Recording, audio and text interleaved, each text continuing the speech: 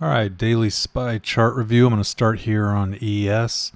5 o'clock last night, we had a really great tweezer setting up to the downside. We went ahead and took this, and we did get out of it. It was a nice 1-to-1 return here, but our runners ended up stopping out at break even. But the bearish bias that I ended the day with because of this ended up reversing. Once I saw this setup here, it was pretty obvious we were going up today.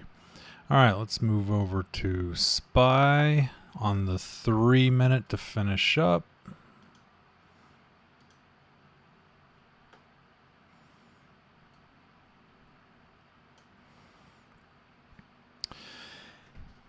And definitely a range day today. Most of the move up happened in the pre-market, as we just saw. And what we saw, there wasn't really much you could do in the morning. You pretty much had to be in calls already to take advantage of this move.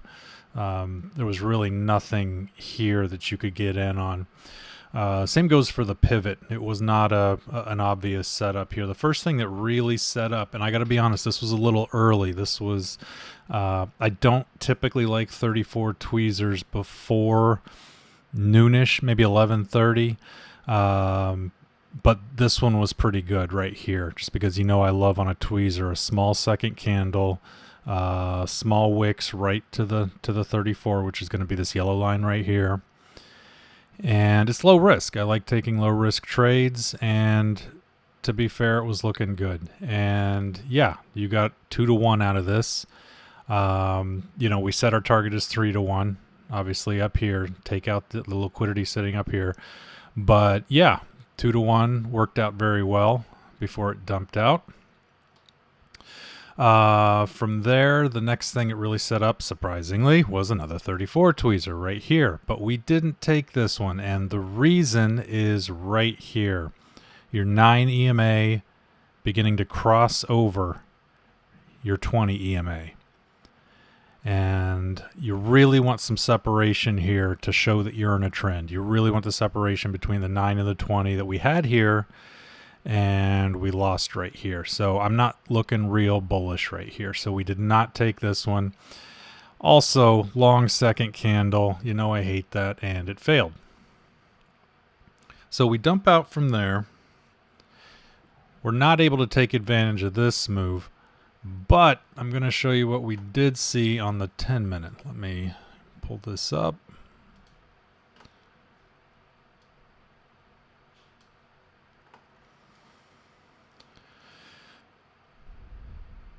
Okay, the 10-minute, let me grab my fibs here. Love a good mid candle on the 10-minute. And so we had our dump out. We had the second candle dump out. When it started to retrace back, we're looking right here at the 50% mark.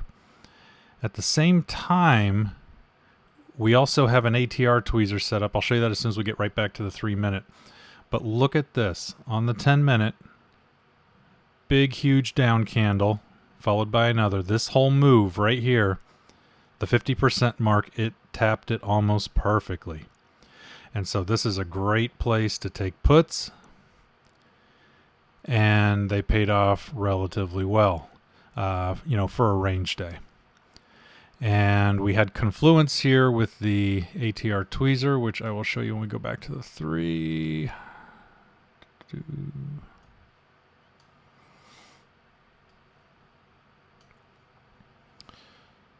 And I can get rid of this now. And as you can see, nice ATR tweezer. So a lot of confluence here.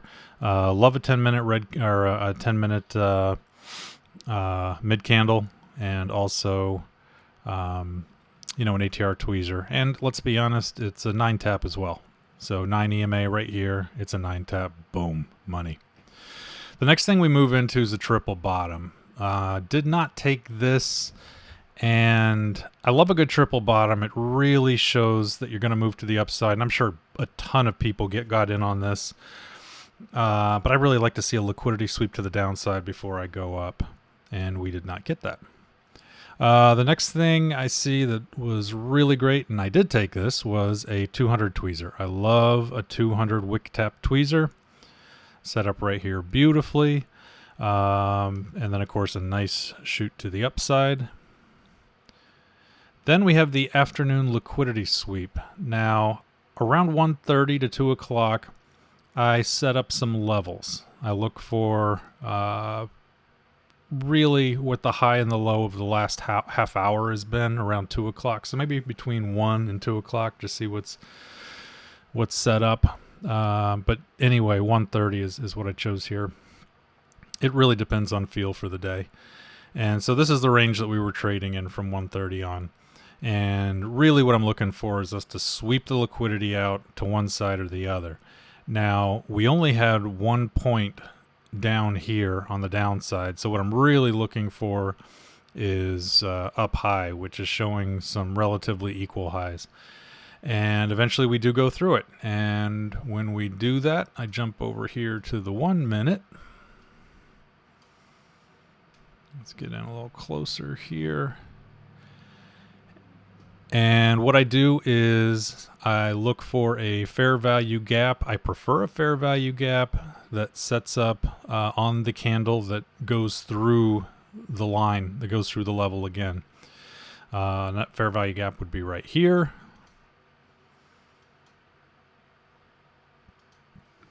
But of course, this level did not get retraced back to. In that case, I will take a look at the next one. Next fair value gap we have is right here.